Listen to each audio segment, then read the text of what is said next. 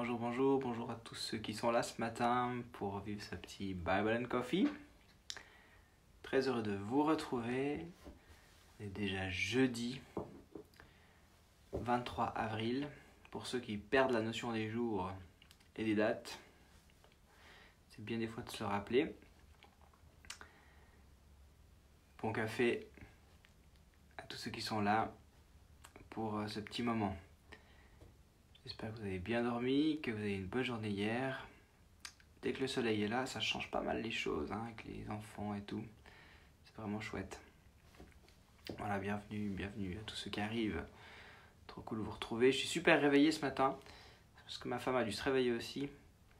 Alors j'ai fait plus de bruit. Je me suis permis de faire du bruit, de mettre la lumière. Ça nous réveille plus. C'est cool. Yes. Alors, ce matin, on continue notre travail de transformation. Maintenant, nous faisons pleinement confiance à Dieu. Nous ne sommes plus religieux. Et puis, ce matin, on va encore travailler ce petit domaine avec un verset, le domaine de l'orgueil. C'est cool, hein? Ah là, sacré domaine. Je vous lis un verset que j'avais pour ce petit moment ce matin dans Philippiens chapitre 2, versets 3 et 4. Sûrement des versets que vous connaissez, qui disent ceci: ne faites rien par esprit de rivalité ou par désir d'une gloire sans valeur, mais avec humilité considérez les autres comme supérieurs à vous-même. Que chacun de vous, au lieu de regarder à ses propres intérêts, regarde aussi à ceux des autres. Ouais. Amen. C'est des versets qui me parlent beaucoup. J'aime beaucoup ces versets-là. Je pense pas que tout le monde aime ces versets. Quand j'en ai parlé à mes enfants récemment, ils ont dit: mais comment c'est possible de considérer les gens supérieurs à nous-mêmes? Jérémie était choqué. C'est comment? Et alors, c'est intéressant, ouais, comment vivre ça? C'est vrai que voilà, on a tous en fait de l'orgueil en nous. Et puis, Jésus nous a montré un exemple parfait d'humilité. Donc, il y a une transformation qu'on doit vivre par rapport à ça. Et je trouve que le regard, la manière dont on regarde les autres est significatif de qu'est-ce qu'on pense des autres par rapport à nous-mêmes, de la gestion de nos intérêts, nos propres intérêts avant ceux des autres ou l'inverse. Et en plus, dans cette période-là, on voit que c'est plutôt nos propres intérêts. Souvent, les gens, là, ils sont plutôt en train de se battre pour que ce soit eux d'abord. Mais dans les proverbes, je crois que c'est mis que l'orgueil précède la chute. Alors, on ne veut pas chuter, on veut au contraire construire, bâtir. Donc voilà, comment vivre cette réalité-là de l'humilité, de considérer les autres comme supérieurs à soi-même. Moi, ce que le Saint-Esprit m'a enseigné, ce que j'ai compris par rapport à ça, de la manière dont je le vis aujourd'hui, c'est par le service. De pouvoir servir les gens, quels qu'ils soient, permet pour moi de les honorer, de les aimer et de les considérer comme supérieurs à moi. Donc ça, je pense que le service, et finalement c'est aussi ce que Jésus a fait, il est venu servir, il s'est abaissé, il a laissé sa gloire, il est venu sur terre. Et puis, c'est vrai, moi je me dis, mais il aurait pu venir, c'est vrai, adulte, stature adulte, il aurait pu avoir beaucoup plus. Il est vraiment venu dans cette notion d'humilité, il a servi. Il n'a pas cherché, vraiment, il a obéi, puis en servant, quelque chose s'est dégagé. Donc, pour moi, c'est l'exemple à suivre, évidemment. Et le service nous permet de... Voilà, peu importe, un peu souvent nos rangs quand même si on dit que non, il y a quand même souvent une pensée hiérarchique au niveau de notre travail. Voilà, est-ce qu'on considère la même chose, la femme de ménage, que le médecin? Et qu'on le veuille ou non, on a quand même ces séparations un peu dans notre tête. Puis je crois que justement Jésus veut transformer ça. Et arrêter de faire ce genre de distinction-là. Parce que en fait, si on est honnête et puis si on regarde les choses, la réalité c'est qu'on n'a pas tous eu les mêmes possibilités. On n'a pas tous eu la possibilité de faire des études, on n'a pas eu, et puis on a des capacités qui sont différentes, mais elles ne sont pas moins bien les unes que les autres, elles sont différentes. Donc quand on réalise tout ça, on voit qu'en fait tout est grâce et qu'on n'aurait pas à faire des distinctions sociales. Alors, ouais, donc je pense que c'est important pour pouvoir considérer l'autre. De dire, ok, on enlève déjà ces espèces de barrières qu'on nous a mis, hein, je dirais c'est sociétal, donc enlevant ces barrières-là. Et puis je pense que vraiment le service nous permet de passer, de quitter cette position orgueilleuse, un petit peu supérieure, pour mettre les autres au-dessus de nous. Quand on considère les autres supérieurs à nous-mêmes, ça ne veut pas dire que on s'écrase. Ça, c'est aussi important de le dire. Et puis, on peut savoir quelles sont de nouveau nos capacités, ce que Dieu nous a donné, mais on les considère effectivement comme une grâce.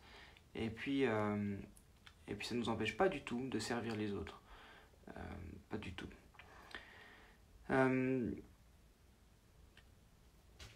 Ouais. Il y a aussi, dans 1 Pierre 5,5, il est dit que Dieu s'oppose aux orgueilleux, mais il fait grâce aux humbles. Donc je pense vraiment que en fait, l'orgueil de l'homme, le cœur orgueilleux, c'est vraiment quelque chose que Dieu n'aime pas, qui est vraiment, qui désire profondément changer en nous. Alors ma petite exhortation de ce matin, c'était de dire, mais déjà laissons encore une fois le Saint-Esprit nous montrer, parce que des fois on se dit non, je suis pas orgueilleux, je suis pas plus que ça, ou pas plus que quelqu'un d'autre. Laissons le Saint-Esprit nous montrer dans cette journée là où il y aurait encore de l'orgueil, je dirais mal placé, qui est un mauvais orgueil.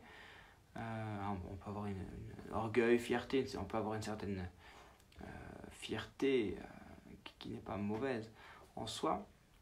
Mais voilà, là où on réagirait comme ça, là où peut-être justement par rapport à notre regard dans cette journée, mais considérons un petit peu les autres et regardons quel est le regard qu'on a.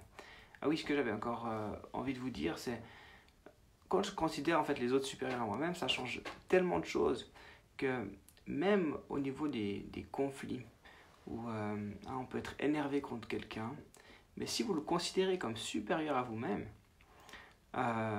ça change, parce qu'en fait quand on est dans une position un peu de conflit, c'est nous qui avons raison, et puis on a tendance automatiquement à abaisser l'autre.